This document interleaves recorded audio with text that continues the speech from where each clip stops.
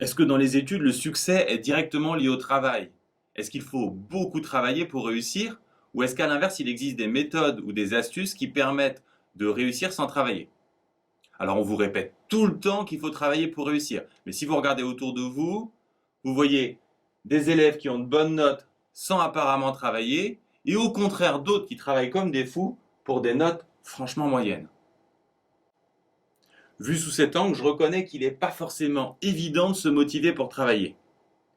Mais je pense qu'il faut regarder les choses autrement. En particulier, examiner de plus près les élèves qui semblent réussir sans travailler. On peut les classer en trois groupes.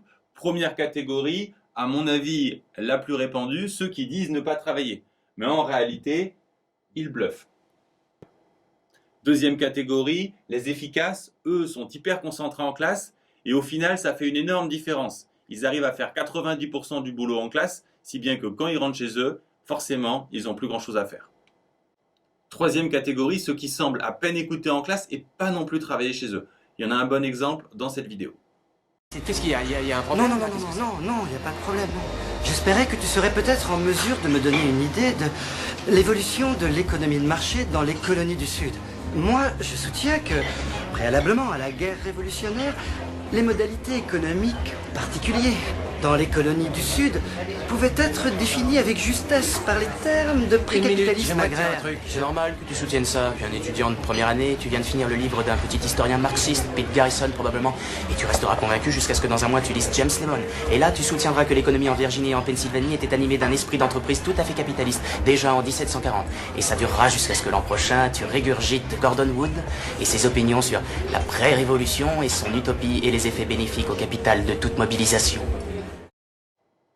Ceux-là, est-ce qu'on peut dire qu'ils ne travaillent pas? Si pour certains, ils réussissent sans effort à l'école, c'est que tout simplement, chez eux, ils s'intéressent à des sujets beaucoup plus compliqués que ce qu'on voit en classe. D'une certaine façon, ce sont peut-être eux qui travaillent le plus, même si c'est par plaisir, sur leur temps libre. Bref, entre les beaux parleurs, les efficaces et les autodidactes, on peut dire que la réussite sans travail est un mythe. Il n'y a pas de miracle. Là où il y a des bonnes notes, il y a toujours du travail. Mais je suis d'accord avec vous, il y a des élèves qui travaillent beaucoup pour des notes franchement moyennes. C'est que l'important n'est pas de travailler beaucoup, mais de travailler efficacement. Ceux qui travaillent le plus sont débordés parce qu'ils n'ont pas les bonnes méthodes. En fait, les élèves qui travaillent avec des méthodes vraiment efficaces sont très rares, comme le confirme Stanislas Dehaene, spécialiste du cerveau et des questions d'apprentissage. La série de vidéos qui va suivre, qui s'appuie entre autres sur les travaux de Stanislas Dehaene, a un but très simple. Vous révélez les erreurs de méthode à ne plus faire et vous proposez des méthodes plus efficaces pour ne plus perdre votre temps et votre énergie.